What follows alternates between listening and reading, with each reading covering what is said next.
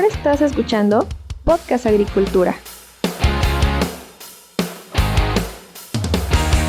Hola a todos, me da mucho gusto saludarlos. El día de hoy en esta ocasión quiero hablarles sobre el caldo bordelés y la importancia que este compuesto químico tuvo para la agricultura mundial, específicamente en algunas regiones que te voy a comentar, en donde prácticamente salvó a muchísimos cultivos de problemas fitosanitarios. Yo soy Olmax Ayacat, consultor agrícola, y te quiero invitar a que te suscribas a mi canal en WhatsApp, Agronación, en el cual diariamente de lunes a viernes comparto un breve contenido explicando un tema del agro. Este contenido tiene una extensión entre 2 y 3 minutos, por lo que rápidamente y sin ningún problema puedes escucharlo. Suscríbete gratis, el link para este canal de WhatsApp está aquí en la descripción de este episodio.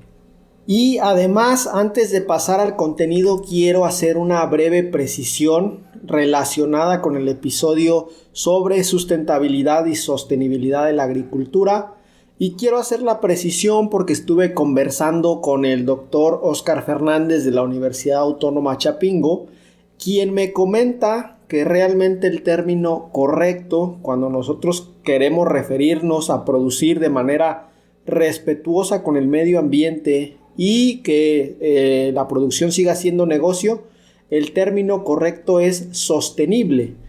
Buscando en la Real Academia Española me doy cuenta de que el doctor tiene toda la razón, porque el concepto de sostenibilidad se aplica especialmente en ecología y en economía. Hasta aquí yo había tenido esta idea errónea de que sostenibilidad era más para el término, para las cuestiones económicas, y sustentabilidad era más para las cuestiones ecológicas, pero la realidad es que sostenible se aplica a ambos. Y aquí la definición nos indica de sostenible que es que se puede mantener durante largo tiempo sin agotar los recursos o causar grave daño al medio ambiente. Y entonces, ¿qué pasa con el concepto sustentable? Pues básicamente podríamos decir que es un sinónimo de sostenible. En pocas palabras, utilizar uno u otro no estaría técnicamente mal, aunque lo más adecuado sería utilizar sostenible en lugar de sustentable. Le agradezco al doctor Óscar por la precisión. Y ahora sí, entonces empecemos a hablar sobre el caldo bordelés. Cuando nosotros hablamos del caldo bordelés nos estamos refiriendo a un fungicida que está compuesto por sulfato de cobre y por cal apagada. Es una mezcla. Este fungicida marcó un antes y un después en la agricultura mundial. Fue desarrollado en los viñedos de la región de Burdeos, en Francia, a finales del siglo XIX, con el objetivo inicial de combatir la plaga de mildiu que devastaba los cultivos de uva. Este compuesto químico demostró ser eficaz no solamente contra el mildiu, sino también contra una amplia gama de enfermedades fúngicas en diferentes cultivos. Cabe mencionar que el mildiu fue introducido en Europa desde América del Norte. Se estima que esto ocurrió alrededor de la década de 1870. Y cuando hablamos de mildiu nos estamos refiriendo a un omiceto que es Plasmopara viticola. Nuevamente, Plasmopara viticola, el cual se convirtió rápidamente en una amenaza muy significativa para los cultivos de uva de la región, poniendo obviamente en riesgo la producción de vino de una región que es vitivinícola por excelencia, y obviamente esto les afectaba bastante. Ahora bien, ¿quiénes fueron las figuras claves en el desarrollo de este fungicida? El desarrollo del caldo bordelés se atribuye a dos figuras principalmente. Estamos hablando de Pierre-Marie Alexis Millardet, un nombre francés, espero que lo haya pronunciado bien. Esta persona fue un botánico y además fue profesor de la Universidad de Burdeos. Y también estuvo esta otra persona que se llama Ulysse Gallon, o se llamaba más bien dicho. Esta persona fue un químico y microbiólogo. La historia que nos han contado hasta este momento sobre el caldo bordelés indica que Millardet, mientras inspeccionaba los viñedos de la región allá por un ya lejano 1882, observó que ciertas vides rociadas con una mezcla de sulfato de cobre y cal, la cual se aplicaba a los cultivos para disuadir a los ladrones, o sea, para que la fruta quedara manchada durante su desarrollo y me imagino que ya cuando esta llegaba a un cierto punto de cosecha quizás se limpiaba de alguna manera. No he encontrado yo referencia a esto, pero este profesor de la Universidad de Burdeos observó que ese método, que era para disuadir ladrones, ayudaba a que la vid mostrara cierta resistencia al mildiu. Obviamente, intrigado por el hallazgo, Millardet comenzó a experimentar junto a Gaillon para crear una fórmula efectiva con la cual pudieran proteger grandes superficies de viñedos. Fue allá por 1885 cuando los investigadores publicaron la fórmula del caldo bordelés, que se mantiene hasta la actualidad. La mezcla consistía en sulfato de cobre, que por aquellos lugares en ese momento lo conocían como vitriolo azul, y cal apagada. La cal apagada básicamente es hidróxido de calcio. Y estos eran diluidos en agua y su combinación no solo resultó efectiva contra mildiu, sino que agregaba, al formar una capa protectora sobre las hojas y los frutos, prevenía la germinación de esporas de diversos tipos de hongos.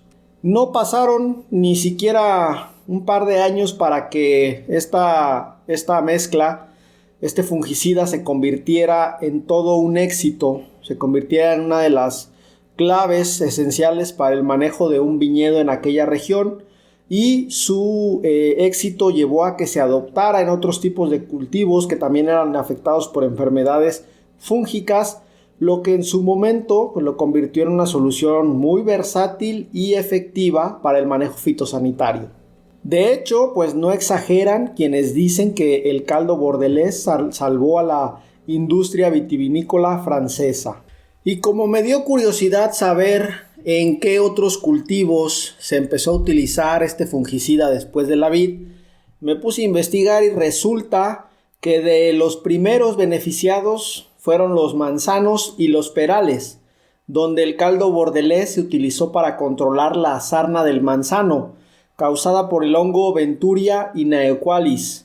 En el caso de hortalizas, los primeros cultivos que se rociaron con esto fueron los tomates y los pepinos, donde la disminución de Alternaria solani, el famoso tizón temprano, fue bastante considerable. Además, también se menciona que la papa o patata fue uno de los cultivos más beneficiados por la aplicación de caldo bordelés, ya que ayudó a combatir Phytophthora infestans, el famoso tizón tardío. De hecho, se menciona que durante la gran hambruna irlandesa en la década de 1840, hambruna en la cual, por cierto, el cultivo de la papa salvó a la población de realmente un exterminio masivo por falta de alimento, se menciona que esto no habría sido posible sin el caldo bordelés, que ayudó justamente a evitar ciertas enfermedades y a que la producción pudiera salir adelante para alimentar a la población. Y sí, el caldo bordelés está aceptado para la producción orgánica. Puede de repente parecer una contradicción de que un producto como este esté permitido para la producción orgánica, pero hay varias razones que lo alinean dentro de esta forma de producción. La primera y más importante para ser aceptado en la producción orgánica es que tiene un origen natural.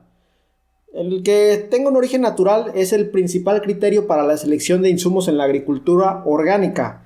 Y bueno, el caldo bordelés cumple con este criterio. El sulfato de cobre es un mineral y la cal apagada, es decir, el hidróxido de calcio, es un compuesto, ambos los cuales se pueden encontrar de manera directa en la naturaleza. Otro factor también de mucha importancia es que el caldo bordelés tiene efectividad como fungicida preventivo. Ya sabemos que en la agricultura orgánica se prioriza el tema de la prevención de enfermedades por sobre el tratamiento ya cuando se tiene la enfermedad en campo. Entonces el caldo bordelés, al actuar formando una capa protectora sobre las plantas, en este caso sobre los productos de las plantas, impide la germinación de esporas de hongos e incluso impide el desarrollo, quiero decir, de ciertas bacterias, lo que lo convierte en una herramienta valiosa para el manejo integrado de plagas y enfermedades en sistemas orgánicos. Otro factor también muy importante es que el caldo bordelés tiene una gran compatibilidad con otros métodos de control utilizados en agricultura orgánica. Se puede integrar fácilmente con rotaciones de cultivos, con asociaciones de cultivos e incluso con el control biológico, sin interferir con estos métodos o sin reducir su efectividad de alguna manera. Eso sí, no todo es miel sobre hojuelas. Les decía que puede parecer una contradicción que esté permitido el caldo bordelés en la agricultura orgánica por la siguiente razón. La principal desventaja de utilizar este fungicida es la acumulación de cobre en el suelo. Cuando nosotros utilizamos de manera repetida a largo plazo el caldo bordelés, esto puede llevar sí o sí a la acumulación de cobre en el suelo, lo cual puede ser tóxico para la microbiota del suelo, afectando negativamente su biodiversidad y función, pero también puede tener afectaciones importantes en las plantas debido a una toxicidad con cobre. De hecho, si tenemos un cultivo que sea altamente sensible al cobre y lo ponemos en un lugar donde se ha aplicado caldo bordelés, seguramente este cultivo puede llegar a tener problemas de toxicidad. Aquí un paréntesis: ¿qué cultivos pueden ser o pueden presentar alta sensibilidad al exceso de cobre? En el caso de frutales, los cerezos y los durazneros son de los más relevantes. En el caso de hortalizas, las que son más sensibles al exceso de cobre son las lechugas, las espinacas y las zanahorias. En el caso de legumbres, los frijoles y los guisantes también pueden llegar a mostrar rápidamente toxicidad por cloro, e incluso muchas plantas ornamentales pueden marchitarse rápidamente cuando hay exceso de cobre en el suelo. Seguimos con las desventajas. El cobre es extremadamente tóxico para los organismos acuáticos. Todas aquellas especies acuáticas que se encuentren en un ecosistema o que se encuentren cerca de una zona de producción en donde el agua puede escurrir hacia ese ecosistema o microecosistema, ahí vamos a tener problemas con muerte de especies acuáticas de diversos tipos, formas y tamaños.